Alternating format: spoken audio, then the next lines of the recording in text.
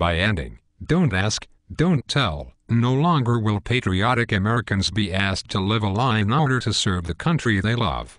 I will sign the bill into law this week. But let's be honest, I only got this through Congress via horse trading.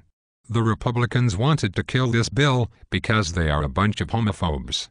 They held tax cuts for the middle class hostage with their vote for "Don't Ask, Don't Tell" in order to get tax cuts for the obscenely rich. This goes directly counter to my Marxist instincts to spread the wealth around. Frankly, we need that money for the Democrats' pork barrel spending projects. Sponsors of the DREAM Act fell 5 votes short of the 60 they needed to break through largely GOP opposition. A minority of senators prevented the Senate from doing what most Americans understand is best for the country. There was simply no reason not to pass this important legislation. Like, say, that it's a backdoor grant of amnesty that would encourage more illegal aliens to sneak across the border in hopes of being legalized eventually, and flooding the U.S. with millions of relatives of those granted amnesty.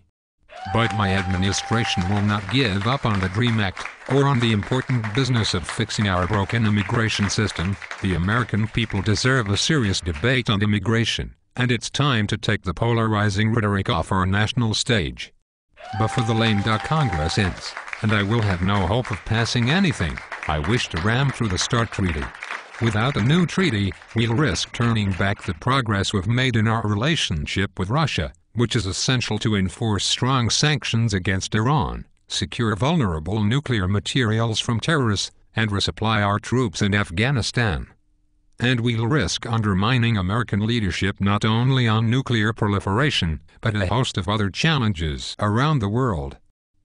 The fact of the matter is, I have no cojones whatsoever, and by passing this bill, we can further weaken America's power base, ensuring that we are no longer a superpower, and that role can be assumed by China or Russia, and in the Middle East, Iran. Since we all know that sanctions are useless against Iran, and the mullahs are laughing at us. But appeasing Islam is a big part of my agenda. That's why I've been trying to hand Israel to the Palestinians on a silver platter ever since I took office. Also, I'm a big Jew hater, if you haven't noticed. With Michelle by my side, last week, I signed the Healthy, Hunger-Free Kids Act into law, and as you know, if I hadn't been able to get this bill passed, I would be sleeping on the couch. Michelle said, "I think that parents have a right to expect that their efforts at home won't be undone each day in the school cafeteria or in the vending machine in the hallway. I think that our parents have a right to expect that their kids will be served fresh, healthy food that meets high nutritional standards. And particularly in these tough economic times when so many families are struggling, when school meals sometimes are the main source of nourishment for so many kids, we have an obligation to make sure that those meals are as nutritious as possible.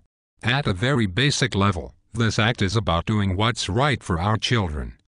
But, you know, it's more than that. It's another liberal power grab. Usurping authority from parents we consider to be inept and unable to care for their children.